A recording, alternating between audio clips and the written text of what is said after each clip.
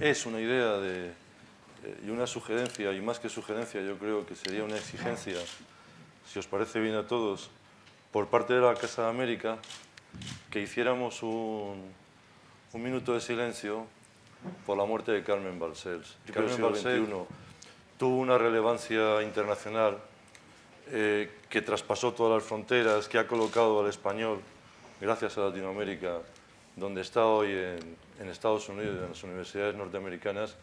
Es parte, tiene que ver con dos personajes claves en la Barcelona abierta y plural, que era la Barcelona de finales del siglo XX, ¿no? Del último tercio del siglo XX, que eran Carlos Barral y Carmen Balcells, ¿no?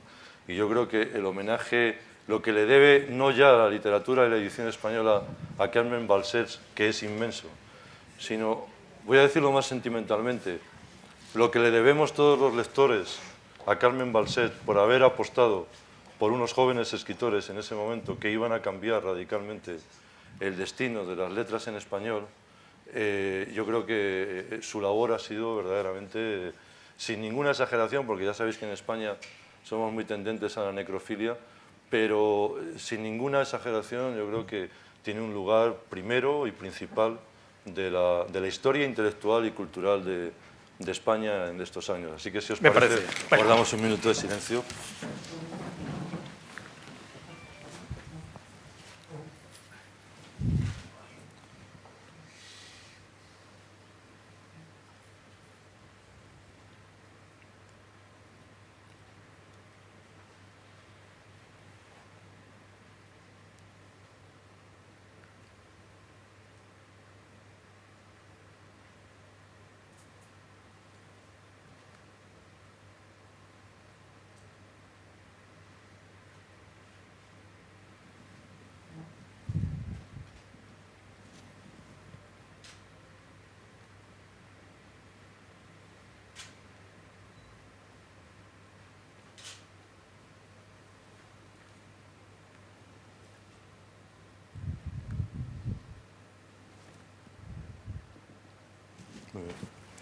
Muy bien.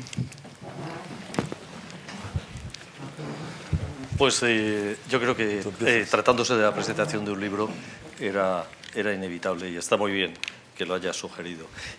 Quiero empezar con los agradecimientos, que es con lo que empezamos los editores habitualmente, pero que en este caso es obligado. Primero quiero agradecer la presencia del embajador de Perú en España, Rafael Roncagliolo, del cónsul general Arturo Chipoco, de todos los invitados que han tenido la generosidad de venir a esta presentación.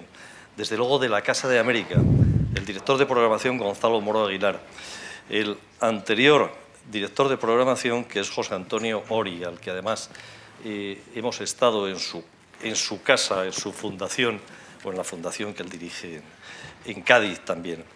El director general Santiago Miralles y el responsable de los libros, Ana María Rodríguez. Al mediodía estábamos almorzando con Teresa y siempre para los autores y para nosotros también, cuando vamos a hacer una presentación, entra el vértigo de si va a venir alguien o no va a venir nadie, porque a veces es posible que no venga nadie. ¿Te parece bien? Yo creo que tenemos una asistencia estupenda, ¿no? Quiero presentaros a los presentadores.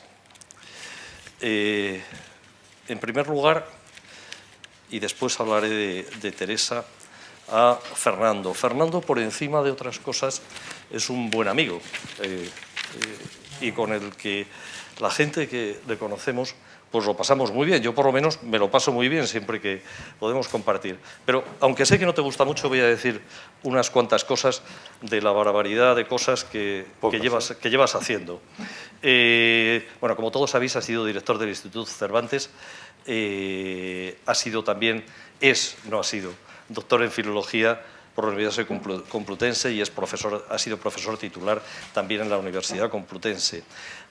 director del Instituto de Cooperación Iberoamericana en Buenos Aires. Es un viajero impenitente. Profesor investigador del Instituto Universitario Ortega y Gasset, donde ocupa también el cargo de director de Relaciones Institucionales. No, ya no. No ocupa el cargo de director de Relaciones Institucionales. Durante 1992 coordinó junto al profesor José Varela Ortega un suplemento especial de Diario de ABC dedicado a la imagen de España en el exterior. Desde 1987 ha dirigido diversos seminarios sobre lengua, cine y literatura española impartidos a profesores norteamericanos en la Fundación José Ortega y Gasset. Desde 1989 participó en el programa de profesores norteamericanos impartidos en la misma fundación. Ha colaborado también en diferentes revistas culturales como Ínsula, Revista de Occidente, Cuadernos Hispanoamericanos, revistas de literatura, La Página, Nueva Revista. Ha sido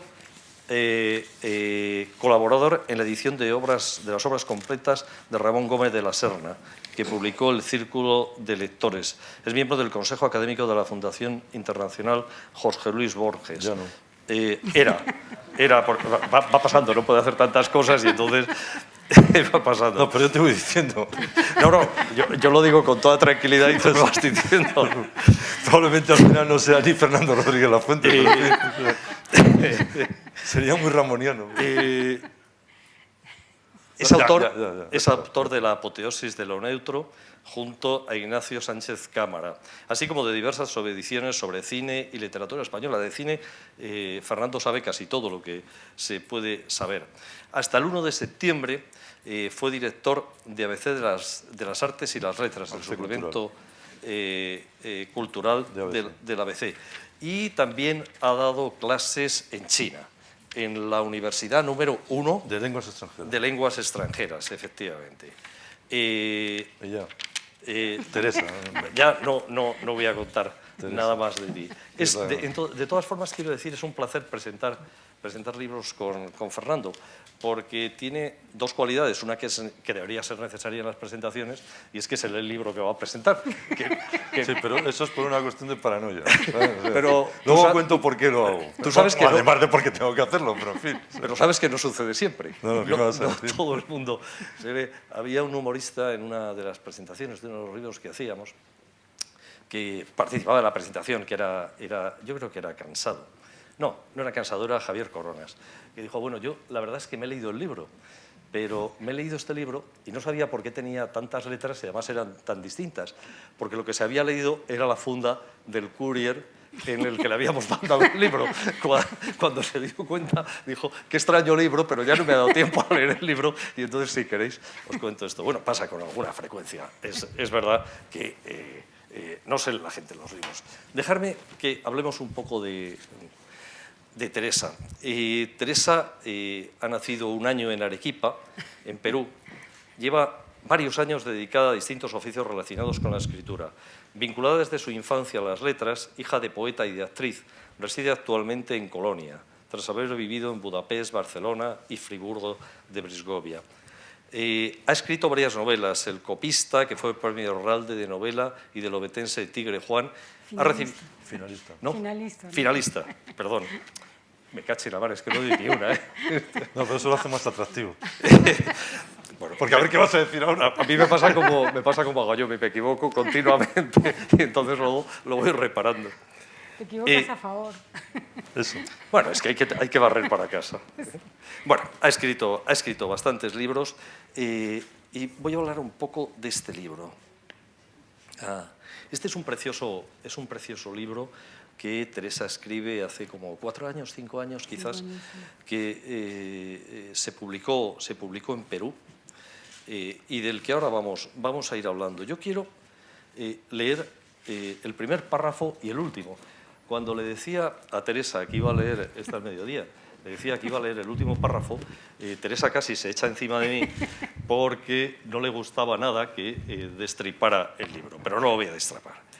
El libro comienza así, dice: Dianet Podges se despereza, felina en su cuja de 2 plazas tras una breve siesta. Cama de lujo, camastro de lujuria, de asco. Piensa, es joven, no conoce la palabra ignominia y por eso no la piensa. Camastro de estiércol en el que me embarro la existencia. Ojalá se me parta en 4 en la próxima tanda. Al abrir bien los ojos, toma conciencia de la fecha. 8 de marzo, murmura entre dientes, pasando un rato. El 8 de marzo es el Día Internacional de la Mujer, efectivamente. Y comienza Teresa el libro con esta paradoja por la situación tremenda que ahora comentaremos que vive Diana. Termina el libro. Una llave que eso no lo escuchará el de los ojos de aceituna verde, ahora nublados e inhabilitados en lo que le reste de vida. La diosa de las tinieblas, a quien tanto perjudicó, humilló y deseó en los últimos 3 años dejar caer en su acelerada fuga por el enrejado de la alcantarilla en la primera esquina. Sale de su cárcel con este símbolo de las llaves que tira por una alcantarilla. Fernando, ¿quieres tú continuar? Yo, con mucho gusto, pero vamos, supongo que lo que vamos a estar es hablando. Vamos a estar hablando. Y tal, ¿no?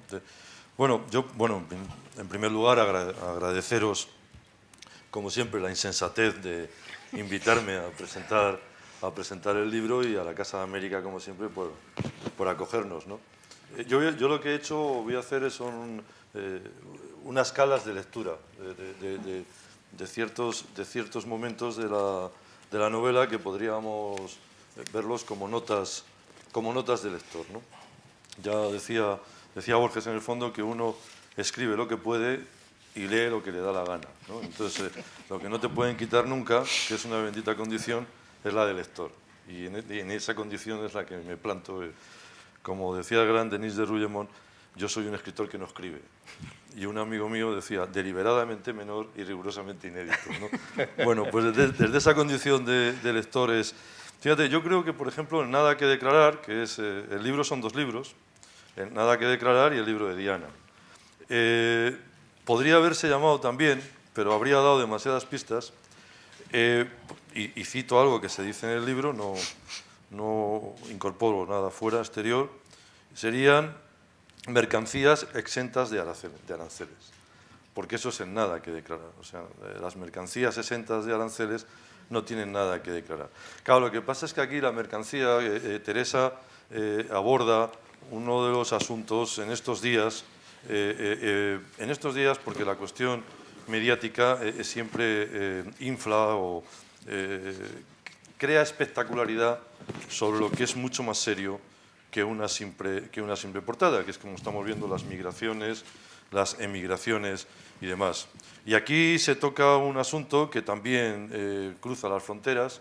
Lo que pasa es que en este caso cruza las fronteras desde un punto de vista trágico, para decirlo suavemente. Es decir, absolutamente criminal, para decirlo sin ninguna suavidad, como es el tráfico de mujeres, esas mercancías exentas de aranceles que no tienen nada que declarar. Hay una parte, yo voy haciendo la lectura de algunas partes. Bueno, ya saben que cuando presentamos un libro, lo que intentamos, salvo algún salvaje, es que el público, que como bien ha dicho Mariano,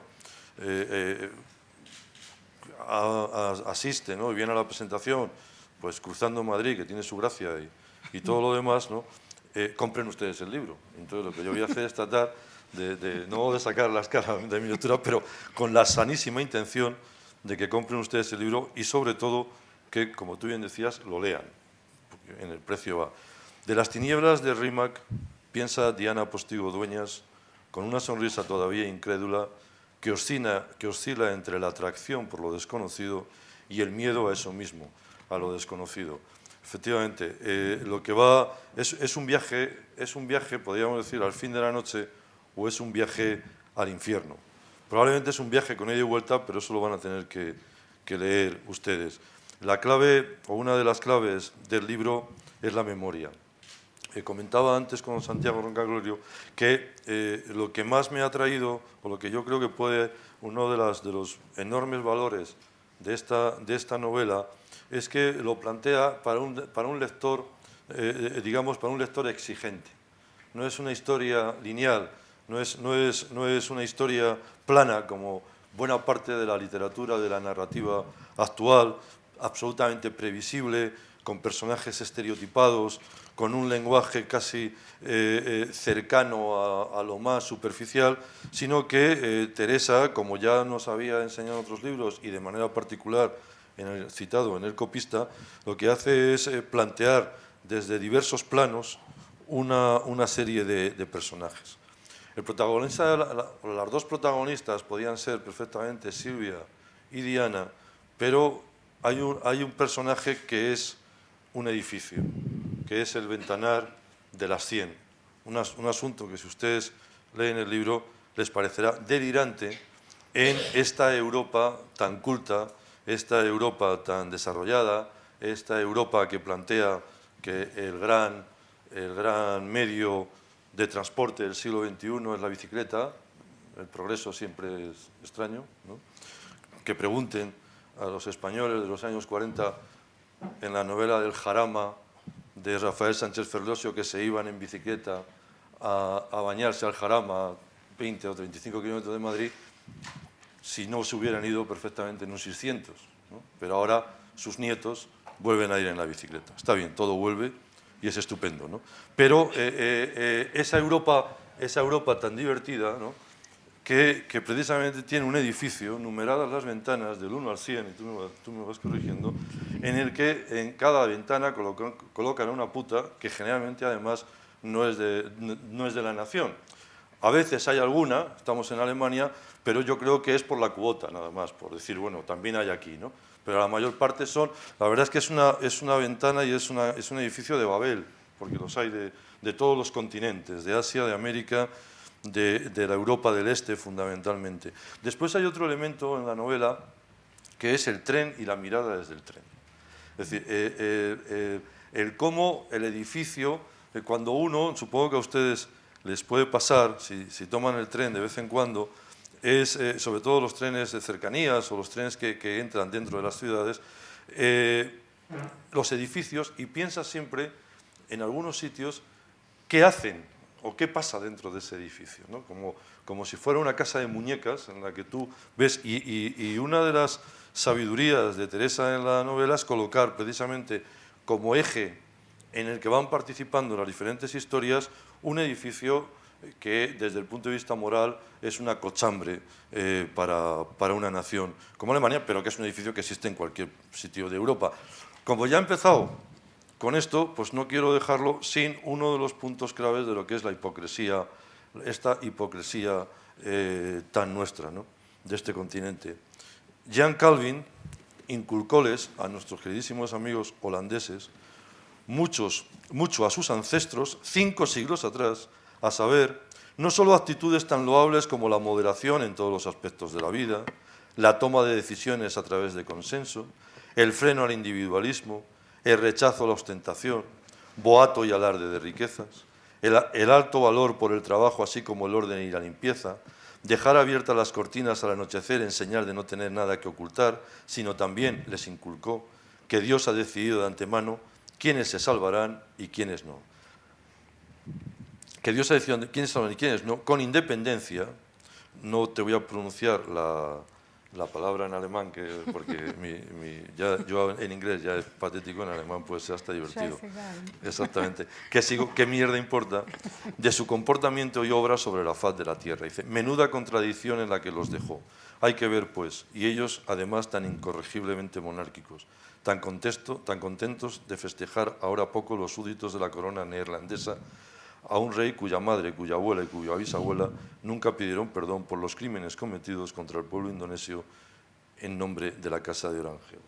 Es decir, no, pero lo que citas aquí es todo lo que es el vehículo de la novela, porque cuando Silvia se ponga a investigar, mejor, cuando a través de las radios latinas que existen en Alemania se vayan contando diversos casos de descubrimiento de casas de putas ocultas o encubiertas con otros negocios que rozan o que hilan con eso, te vas dando cuenta de cómo hay una cierta complicidad con ciertos poderes para la permisividad de eso. Porque una de las cosas que no entiendes en la novela es que si la prostitución está permitida, qué ocurre con estas chicas que tienen el pasaporte, que lo tienen incautado y que tienen su documento nacional incautado y que ellas, algunas, como tú citas en la novela, ni saben lo que es el consulado de su país para poder en un momento escaparse de esos guardaespaldas, generalmente serbios, que están allí custodiándolas, más o menos, ¿no?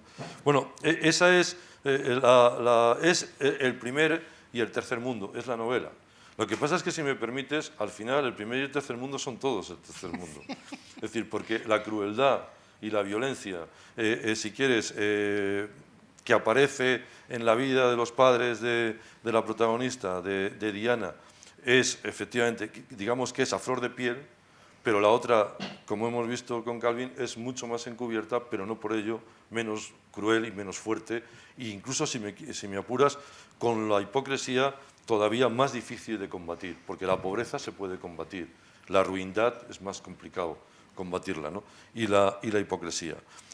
Bueno, toda la parte de la comunidad latina en Alemania es muy divertido, si me permites, ese juego que vas haciendo continuamente con las emisoras de radio y las canciones, porque las canciones tienen, claro, la canción tiene un poder de evocación tremendo. Si la novela, buena parte de la novela es la memoria, sobre todo de Diana y de Silvia, y de ese Perú que las dos han dejado en muy distintas circunstancias, las canciones tienen la capacidad de evocación de un tiempo y de un país, y de un momento. O sea, eso contaba Cortázar en uno de sus mejores relatos, El perseguidor, cuando habla del gran Charlie Parker, Johnny Carter, en el cuento, cómo al narrador del cuento le dice Johnny Carter cómo él, cuando va en París en el metro de una estación a otra, cuando se hace la oscuridad entre la estación y cuando se refleja su cara en la ventanilla del vagón del metro, pues puede recorrer probablemente pues, una estación Sol Tirso de Molina, ¿no? 2 minutos, 2 minutos y medio, 3, ¿no? Y en cambio ha pasado casi una vida, ¿no? Eso tiene las canciones, y eso tienen las canciones, y tú lo has hecho a propósito, claro, es decir, esa capacidad de salvar un poco a los personajes, de la evocación de lo que les puede salvar. Toda la cuestión de las traducciones. Yo creo que hay en Silvia, eso lo dirás tú, porque en Silvia hay parte autobiográfica, por lo menos geográfica, ¿no? de lugares que tú has vivido, que has visitado, que conoces. Desde luego, si alguna vez tengo que volver a viajar en tren por Alemania, te llamaré porque te sabes la guía perfectamente. O sea, todas están las estaciones, las líneas, perfectamente, ¿no? Pero sí es esa cuestión de las traducciones, de vivir en otro país. Decía Humberto Eco muy bien que el lenguaje de Europa es la traducción. El lenguaje propio que tenemos en Europa es la traducción. Y aquí la traducción juega un papel bastante curioso. En el fondo, lo único que queda claro en Nada que declarar y en el libro de Diana es que solo permanece lo escrito. Me he permitido traer una cita del gran escritor norteamericano recientemente fallecido, James Salter, que dice esto: llega un día en que adviertes que todo es un sueño, que solo las cosas conservadas por escrito tienen alguna posibilidad de ser reales. Y eso es lo que aquí Diana le está contando cuando le dice: necesita verlo impreso para creérselo ella misma. Ha captado Silvia. Como si el milagro de su vida actual, de Diana Postigo Dueñas, renacida, no tuviese mayor mérito, mientras lo anterior no quedase lacrado en negro sobre blanco, adoptase la categoría de indeleble al paso del tiempo. Y esto es la literatura, en el fondo. Es decir, el dejar fijado, como decía Machado, es una palabra en el tiempo, ¿no? Y dejar en el mármol de la historia queda fijada la historia, y si no queda fijada no hay historia. Como bien dice Salter, probablemente hayas sentido que lo que estás viviendo es solamente un sueño, hasta que no lo ves escrito. Hay algo sórdido, triste y terrible en la novela, ¿no? Y como decía, la cuestión es contarlo, ¿no? ¿Te das cuenta? Replica Diana Postigo. Lo único que puedo dar yo a cambio de mi buena suerte es divulgar lo que sé. No sé mucho, pero por lo menos se ve algo de lo que hacen, de cómo operan esos malnacidos. Y esto es casi, si me permites, el estribillo de toda la obra. Es la realidad, digamos, de Diana contada a través de los ojos de Silvia, que es quien se hace cuenta, quien se hace cargo de su historia. La cuestión es contarlo, ¿no? Con lo cual en la novela, y por eso decía que es muy higiénico y oxigena, el hecho de que tú le obligues al lector a que vaya haciendo esa especie de historias convergentes en una realidad fragmentada que muestra vidas cruzadas, pero que esas vidas que se van cruzando al final tienen una nueva realidad que han creado ambas y que va a quedar escrita, ¿no? La terrible historia del tío de Diana. Es muy curioso, estos padres tan violentos, ¿no? Como el padre de Diana, un tipo feroz, tal, pero que permite, o que más o menos puedes dejar saber que su tío ha violado a la chica y que en cierto sentido, aunque puede ser, se deja caer que él la amenaza con que como diga algo y tal, pero para ella hay un momento en el que dices en la novela, no quiero ver al tío, no quiero volverle a ver, si me cruzo... Hay una cosa curiosa que es, bueno, yo termino rápido para que tú eres aquí, la estrella eres tú, ¿no? Es un libro en construcción de vidas errantes, hay un capítulo absolutamente maravilloso, en tanta sordidez, en tanta violencia, en tanto miedo, porque la novela destila mucho miedo, hay un capítulo extraordinariamente bello que es Páginas Amarillas, donde Diana se da un respiro, ¿no? Y vuelve a ser una persona normal dentro de ese confinamiento que tiene en la habitación número 31 del Ventanar de las 200, ¿no?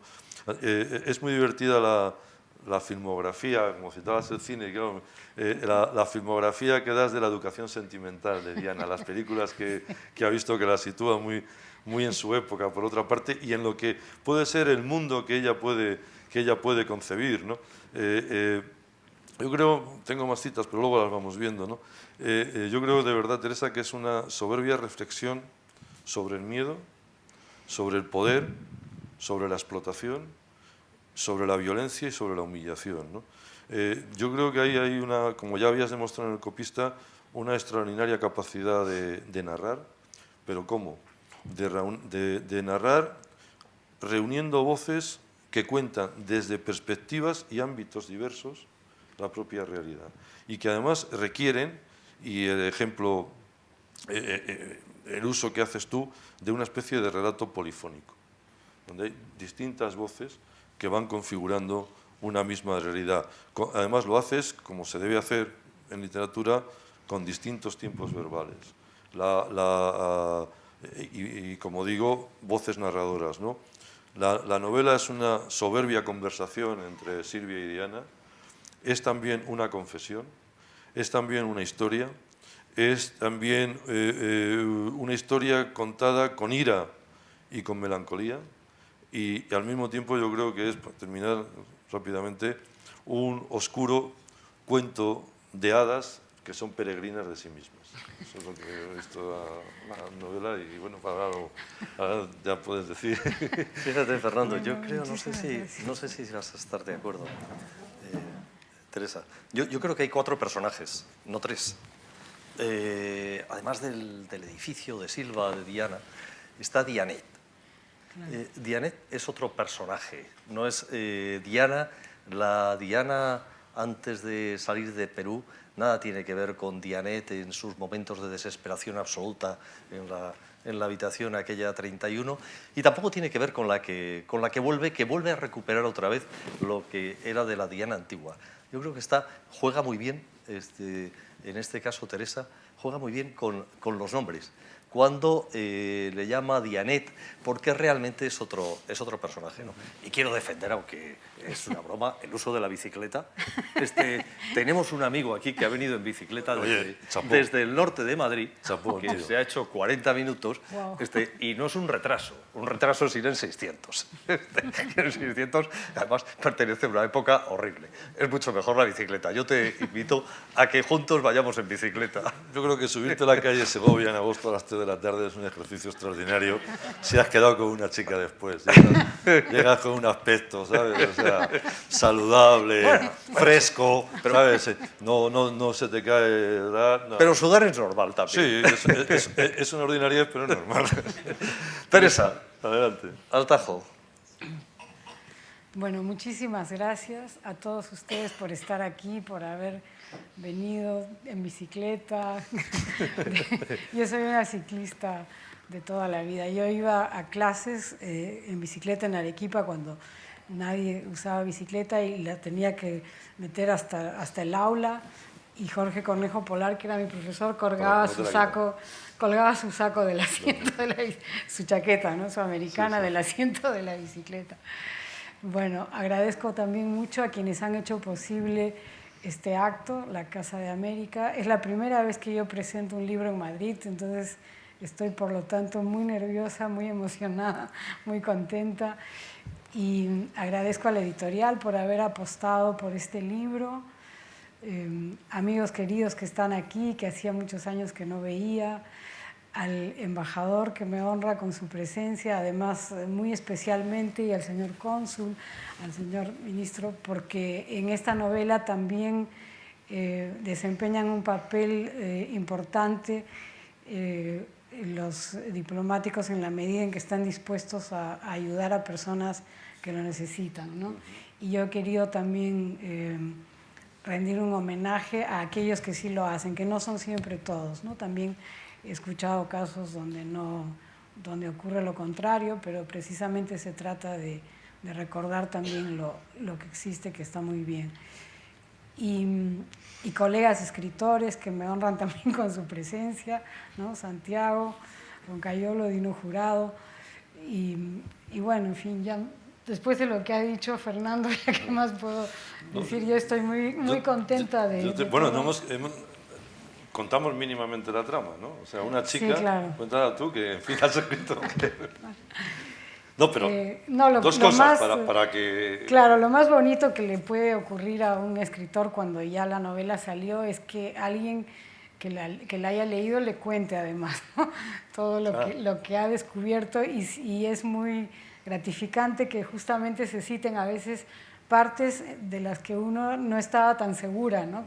Que les dio muchas vueltas y al final sí, ya se lanzó con esa, por ejemplo, lo de Calvino, ¿no? Eso lo pensé muchas veces y me alegra mucho por eso que lo hayas citado aquí. Es que hay una película española extraordinaria que además fue clave para todo el periodo de la transición, que se llama El Desencanto. Era la vida, vamos, un documental sobre una familia importante de la vida cultural española, que era la familia de Leopoldo Panero, un poeta, claro, era un poeta importante, de la generación del 36, compañero de Miguel Hernández, de Luis Rosales, la generación equivalente a Octavio Paz en España, que queda destrozada por la guerra porque unos quedan en un sitio. Bueno, y en la película, lo cuento por esta cosa de Calvin y de Europa, ¿no? Hay una escena en la que uno de los hijos, otro poeta extraordinario, dos poetas extraordinarios, Leopoldo María y Juan Luis, pero Leopoldo María, tipo personaje curioso, lo voy a dejar ahí, pero extraordinario escritor, le dice a su madre y mi mamá: yo recuerdo un día que habían nacido unos gatitos y los metiste en una caja de zapatos y los ibas a tirar al río porque no querías quedarte con ellos. Dice, pero a mí lo que siempre me dejó un poco, y está contando casi de niño, ¿no? Lo había visto de niño, dice, siempre me quedé un poco pasmado, era que antes de que los fueras, cuando los llevabas a tirar al puente, en el río, por Astorga, donde tenían la casa, Castillo de Porbazares, les hizo unos agujeritos para que respiraran. En fin. No, bueno, ¿sabes? O sea, es decir, una Europa muy sofisticada, sí, que aquí tenemos todos los protocolos para cualquier cosa, pero que las crueldades más ignominiosas desde el principio de los tiempos las tenemos, como diría tu paisano Vargas Llosa, en la otra esquina, prácticamente. Y yo creo que eso es la novela, fundamentalmente. Claro, ¿no?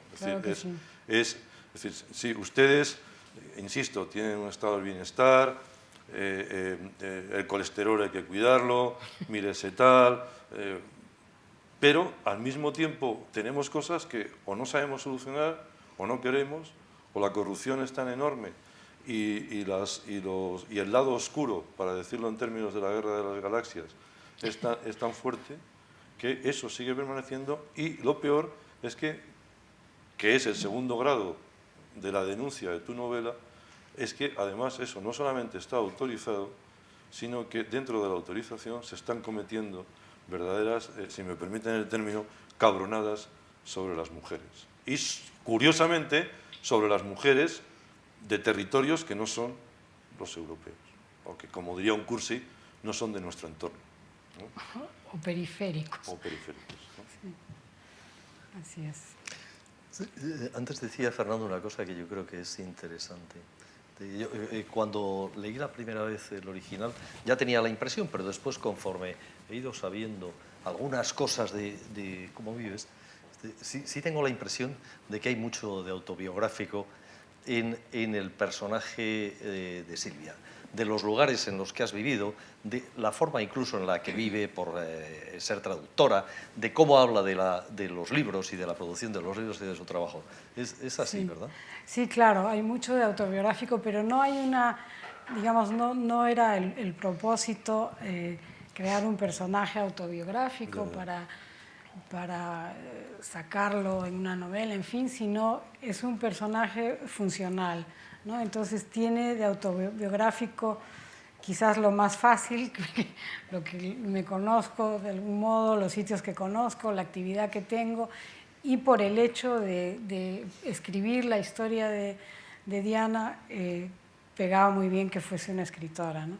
Entonces, pero una escritora un poco escribana también, ¿no? Como lo que decía Pierre Bourdieu de su estancia en el norte de África, cómo le impresionó tanto el hecho de que las personas que supieran escribir tuviesen la función, la misión de escribir para otros, ¿no? Las historias que otros no eran capaces de llevar al papel, pero que querían o necesitaban que se supiesen, ¿no? Entonces, en esa medida, por eso es que el papel de escribir o digamos el relieve de escritora no es tan grande, más es el de traductora, porque ahí quería jugar mucho con ese eslogan, con ese anuncio que efectivamente existía, ¿no?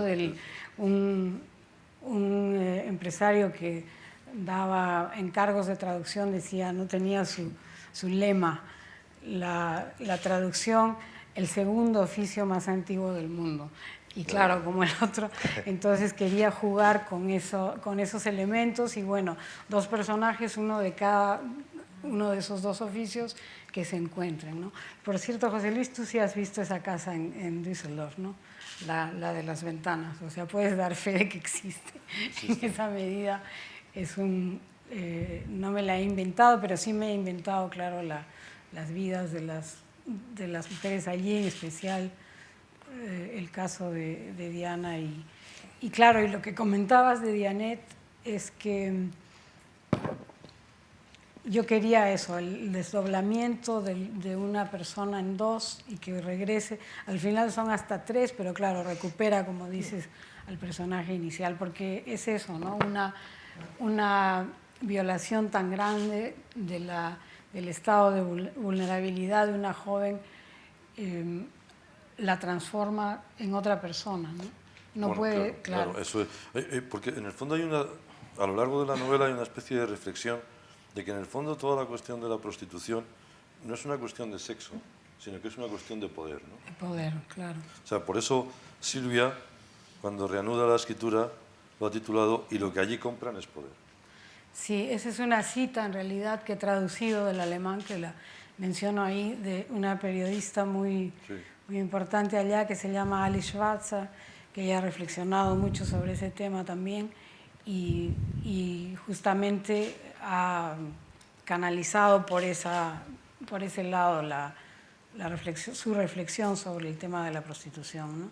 Entonces, yo lo que he hecho es recrear esa cita con ejemplos concretos de lo que puede sentir la propia prostituta en el momento de ejercer.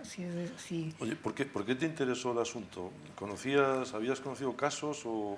Bueno, siempre me había parecido desde niña me había parecido algo, desde el momento en que descubrí, en que leí algo en algún periódico, fui a buscar en el diccionario qué significa esta palabra. Pero claro, uno no se atreve siempre a preguntar. En el diccionario, generalmente, cuando estábamos en el colegio y teníamos la primera oportunidad de tener un diccionario, íbamos a buscar esos términos. Y yo me acuerdo de, claro, los diccionarios eran una cosa lamentable. Entonces, bueno, eufemística, por ponía decirlo puta, menos, ¿no? Ponía mujer pública. Sí, o ramera. Y bueno, ¿y ramera qué? Mujer pública. Y mujer pública, y así, un ir y ¿sabes? venir, O sea, ¿no? Claro. Por no Claro. poner incluso mujer de la calle, que tampoco era una cosa, ¿sabes? Pero que tampoco te decía mucho a esa edad en qué pasaba exactamente, ¿no? Entonces, como yo soy un poco, mi generación, digamos, es heredera de la generación del Mayo francés, donde hay una revolución sexual, que es lo que finalmente queda en Europa de todo eso hasta ahora, digamos, siempre me parecía muy contradictorio que tuviese que seguir habiendo una actividad prostibularia que responde a sociedades represivas donde no se puede vivir abiertamente una sexualidad que no esté, digamos, avalada por los registros civiles, ¿no? Entonces, en ese sentido, siempre me intrigó el hecho de que siga siendo un fenómeno que incluso crece y aumenta, ¿no? Es que crece y aumenta, a lo que lo cuentas, hay un hecho perverso. Sí. Que cuando estaba leyendo el libro, hablando con un amigo, me contó, es que ahora la prostitución está aumentando entre adolescentes jóvenes de clases medias y medias altas por una moda. Es decir, en un momento en el que las relaciones sexuales son algo absolutamente normalizado Claro. a partir de ciertas edades y ya nadie se escandaliza y los padres pues no tienen más remedio que decir, no, hay una fiesta en casa, si no te importa nos vamos a la tuya a pasar el fin de semana, casi porque dice, prefiero no verlo, ¿no? Es decir, y como no hay más, pero ¿no te parece un poco extraño qué hay detrás de todo eso, en esta normalización de algo anormal normalizado y esta... Sí. Cuando habíamos conseguido, ¿no? Un poco Claro. a partir de 68, ¿no? Que las relaciones fueran absolutamente... Destabuizadas, ¿no? Total, sin ninguna sacralización tampoco. Claro. Habíamos ganado la batalla al puritanismo más estrecho y tal. ¿Cómo está esa continuidad, sobre todo entre generaciones y entre gente, dicen que moderadamente bien formada, ¿no? Pero eso lo explica probablemente como el ejercicio del poder, ¿no? Sí, Realmente poco tiene que ver, en este caso, y cuando Diana habla de sus clientes, que define muy bien a algunos personajes, ahí no están hablando de relaciones sexuales, están hablando de relaciones de poder realmente. Incluso cuando les llaman desde el tren, hay una imagen gráfica que es tremenda, ¿no? Cuando pasan en los trenes y miran una ventana y llaman por el teléfono móvil, ¿no? Bueno, es sencillamente una forma de sometimiento, ¿no? Sí, claro, esa es la clave de eso. Y entonces yo creo que para responder un poco a lo que decías, ¿no? El fenómeno de que se normalice, eso es lo que a mí me aterra también, ¿no? Que se normalice de esa manera, tiene mucho que ver con con el endiosamiento que hay del dinero, ¿no? Evidentemente la prostitución es una forma muy fácil de conseguir dinero para los jóvenes y personas, digamos, de físico agraciado en primer lugar.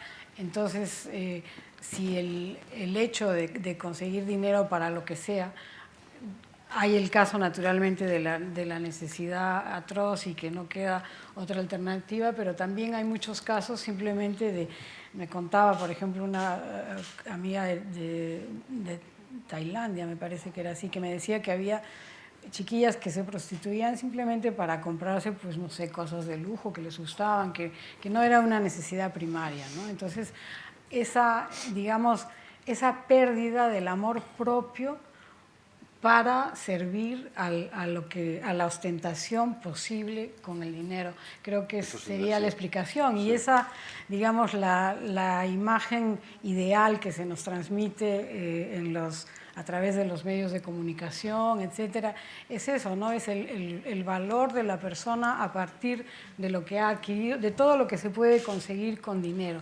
incluso la belleza, ¿no? Incluso esa especie, ese horror esquizofrénico a envejecer, ¿no? A tenerse que mantener joven a como dé lugar, es dinero, no se puede conseguir eso sin esta cosa dinero, de qué grande es ser joven, ¿no? Que lleva a una situación en la que, por ejemplo, en una sociedad enferma como es esta, que está ocultando la muerte. Y la muerte es lo más natural. Y por otro lado... Yo recuerdo una cosa alucinante.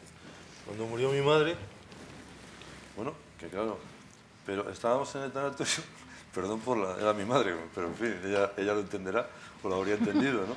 Pero estamos en el tanatorio y se me acerca un tío y me dice, bueno, si necesita asistencia psicológica, y yo digo, joder. Pero es que no voy a decir que sea lo más normal, pero una persona con 86 años, es decir, y yo creo que hay aquí una asistencia psicológica para la muerte. O sea, para la muerte uno se va preparando desde que nace. Es decir, no podemos ocultar la muerte. Es decir, es una sociedad que oculta la muerte, la gente no se muere en casa, no se puede despedir de nadie. Es decir, hay un momento más dramático, que es que te despides cuando le empiezan a dar los aplicaciones estas paliativos, y entonces sabes que se va a morir, pero como con 24 horas antes te tienes que despedir, no puedes estar de la mano, no pueden decir las últimas palabras. Es decir, estamos ocultando la muerte y solamente la muerte aparece, pues es una sociedad profundamente enferma, pero solamente aparece cuando es espectacular. Claro. Como el pobre niño de la playa en Turquía. Entonces sí, volvemos otra vez. Pero claro, cuando hemos convertido la muerte en espectáculo. Sí, pero la muerte diaria, la muerte normal, la muerte que nos tocará a todos, esa parece que no debe existir, se aparta, ¿no? Como si no nos correspondiese. Había una vieja canción de Serrat, hoy que actúa en Madrid, por cierto, ¿no? Que decía, a los viejos se les aparta después de habernos servido bien, ¿no? Y a la muerte se la tapa, se la oculta, después de ser tan natural como un nacimiento. Sí. Y no te voy a decir que nos preparemos para la muerte, pero me dijo una vez Bioy Casares, dice, es un asunto en el que no suelo pensar. No, me dijo, no entra dentro de mis planes, ¿sabes? No entra dentro de los planes de nadie, ¿sabes? Y esto es un poco lo mismo, es decir, es esa hipocresía sobre realidades que están ahí, pero vamos a tapar.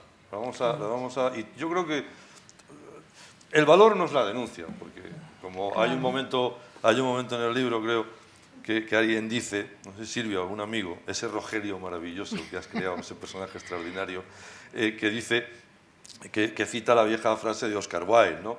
No hay libros morales o inmorales, solamente hay libros buenos y malos. Es decir, que no se trata de porque tú hayas hecho una encendida, heroica, maravillosa denuncia de lo que está pasando, bueno, pues te daríamos las gracias y tal. No, es que es una excelente novela en la que consigues traspasar los límites de lo que es la mera realidad para crear una realidad que en el lector le imponga, porque tú lo que estás contando es una vida.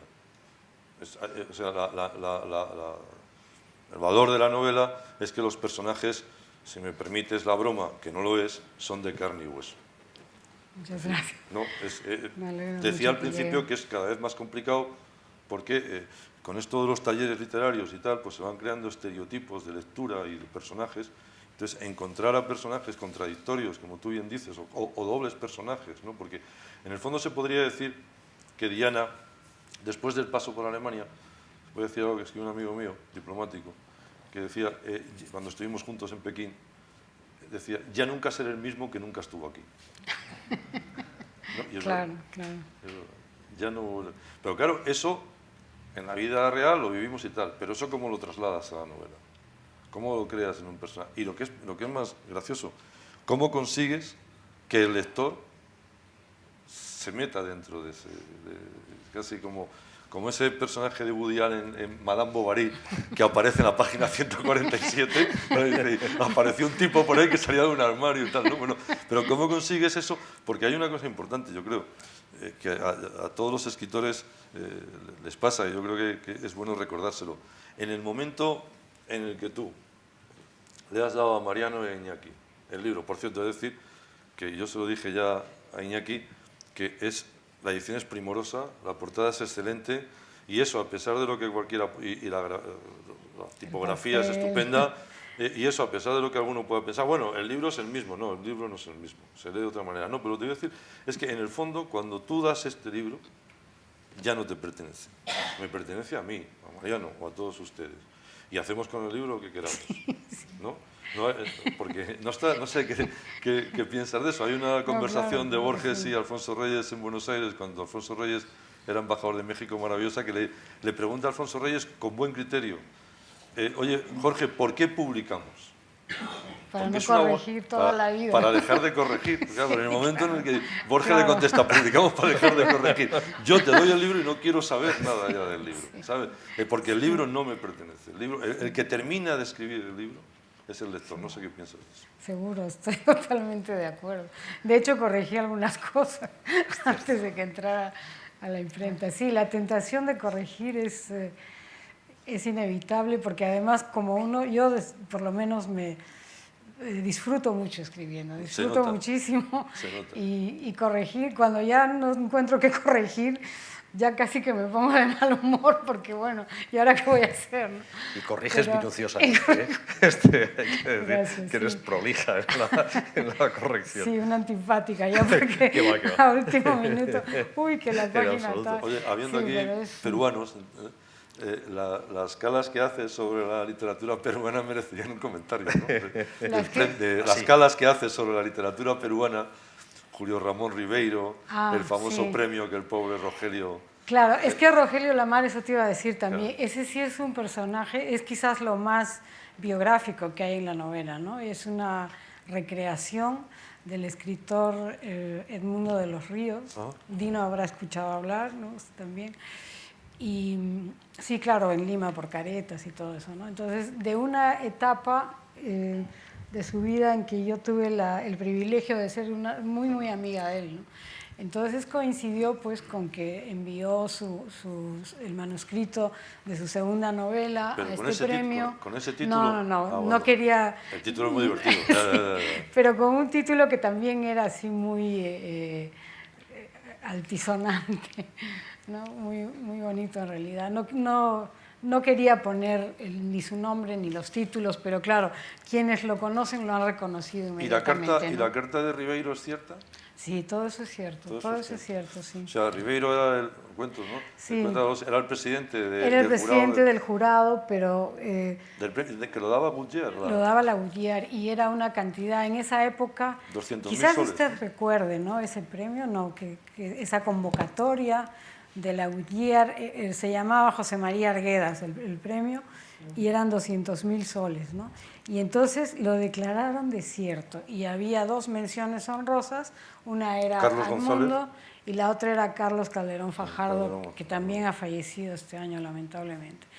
Y entonces, bueno, era pues absurdo que cuando por primera vez una empresa así como la Gutiérrez pone tanto dinero para escritores, se declare pues desierto, ¿no? Cierto. Entonces parece que el problema, eso me contó hace poco Carlos Calderón, por eso de hecho he ampliado un poco esta parte con relación a la edición de Perú, porque me contó que, según recordaba él y sabía él desde luego, fue el doctor Luis Jaime Cisneros quien vio en ambas novelas algunos problemas lingüísticos, de sintaxis, digamos, de lenguaje en realidad, ¿no?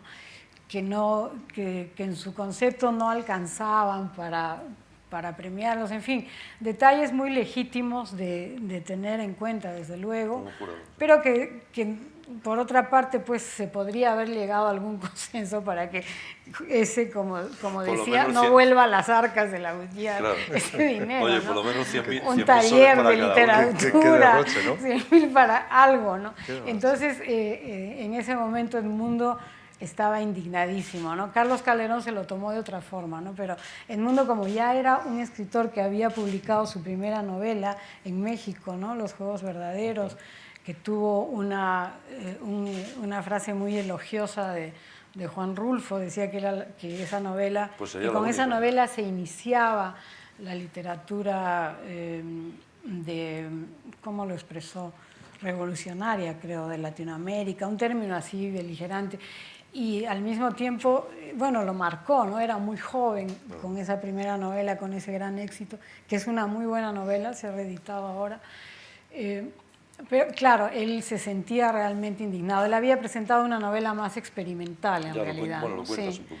Que si no merecía ese premio, pues hubieran podido compartir los dos perfectamente y eso les hubiera permitido, no sé, cambiar un poco su ritmo de vida, quizás no quedarse siempre en caretas, o Calderón empezar a publicar antes, o quizás no, pero en todo caso era esa indignación, ¿no? Describes a los personajes, ya que hemos hablado de Rogelio, voy a leer la descripción de Rogelio, que es maravillosamente barroca y muy divertida.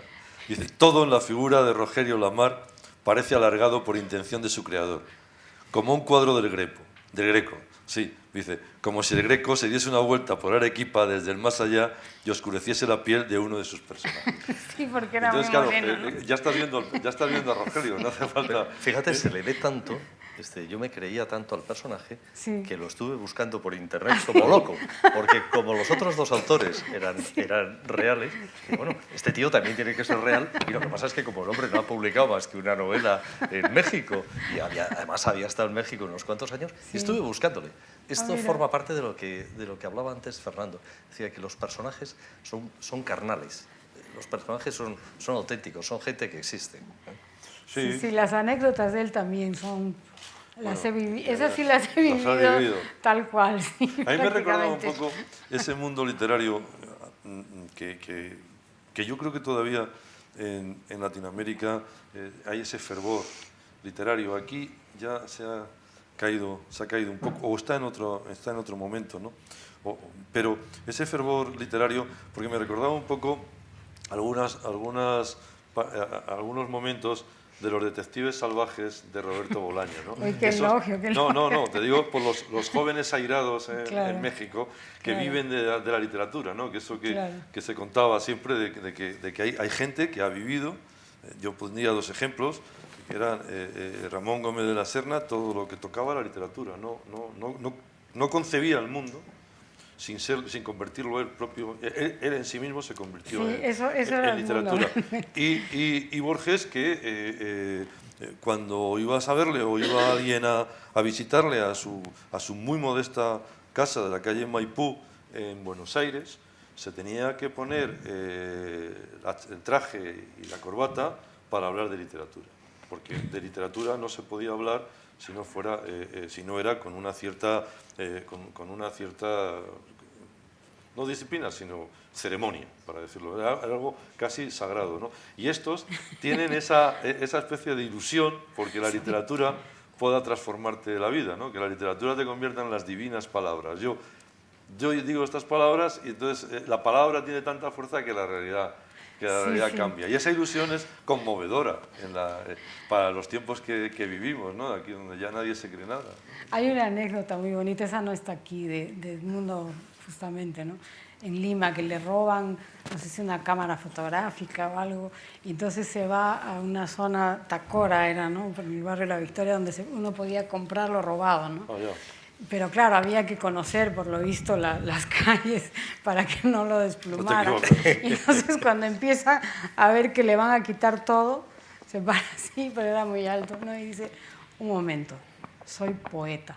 Y entonces se retiran todos y no le quitan nada, ¿no? Bueno, hay una, no con la misma categoría, pero hay una canción muy divertida de Sabina, que es Una noche loca por Madrid, de copas, de tal y de tal, y ya casi al final de la noche le atracan, ¿no?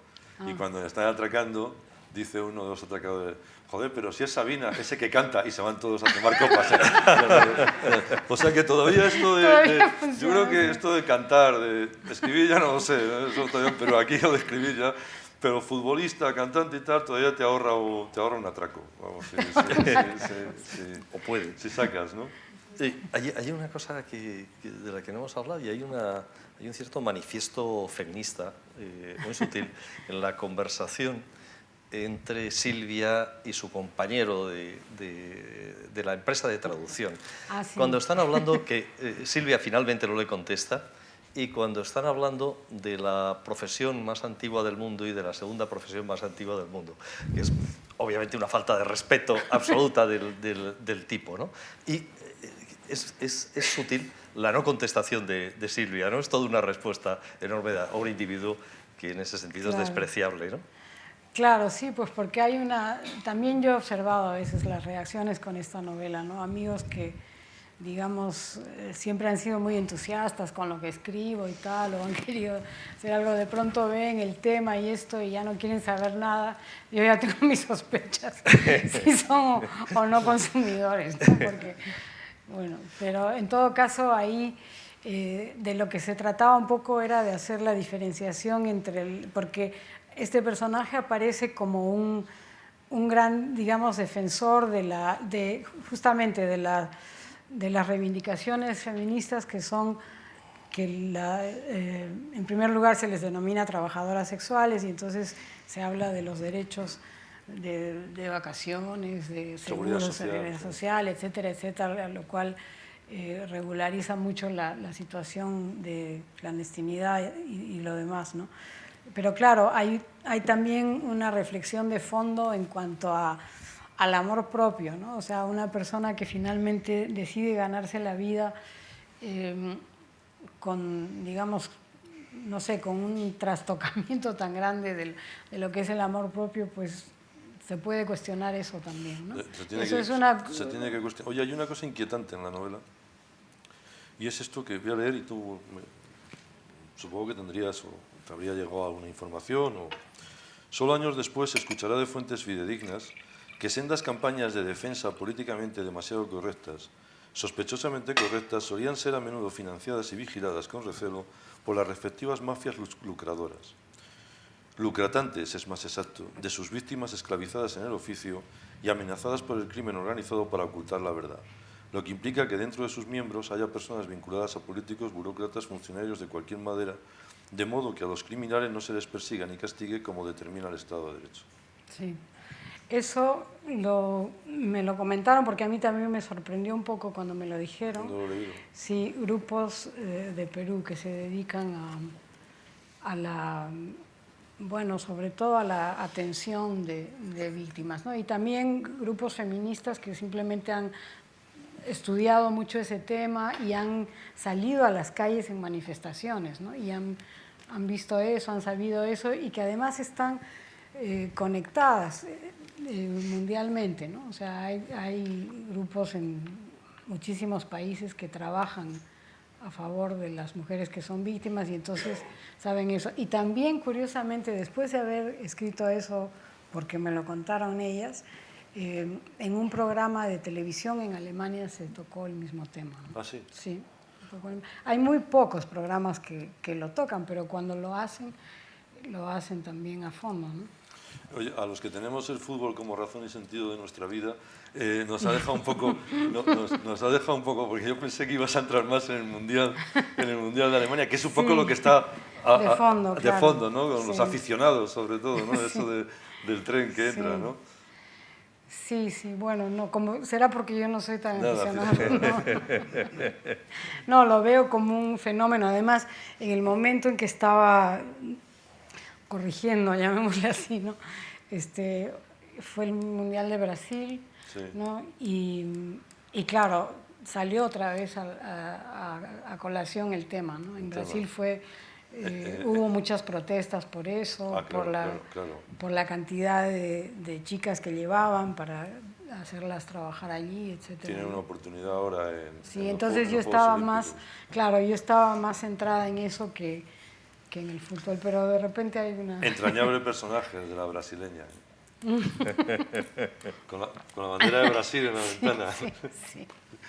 Sí, bueno, cuando fui a tomar una foto, porque va a haber una adaptación cinematográfica, y entonces me pidieron una foto y fui con mi hijo, que es también fotógrafo.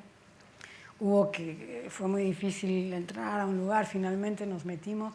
Y claro, a mí me echaron inmediatamente porque mujeres no se permite, y había una bandera española también. No, si pusieran en las 100 ventanas las banderas, Claro, sería la Organización de Naciones Unidas, o sea, algo así. con otros fines, pero vamos, o sea, era esa representación. Lo curioso es quiénes ponen la bandera. Solamente he visto una española y una de Brasil. Sí. Curioso. Es curioso. Y debe haber, claro, muchas más, ¿no? Teresa, si os parece, vamos a ir terminando Si quieren de preguntar, hablar nosotros. No sin decir, antes ha citado Teresa hace un minutito, de este libro se va a hacer una película que seguramente va a ser estupenda. Y este libro también es el primer libro que publicamos en Turpial en esta colección que se llama Letras. Cuando decía, no es casualidad que este sea el primer libro, nos gustaba que fuera un libro de la categoría del libro de Teresa. No es casualidad nada de lo que hay en la portada, ni de cómo está tratado el interior, ni siquiera del papel.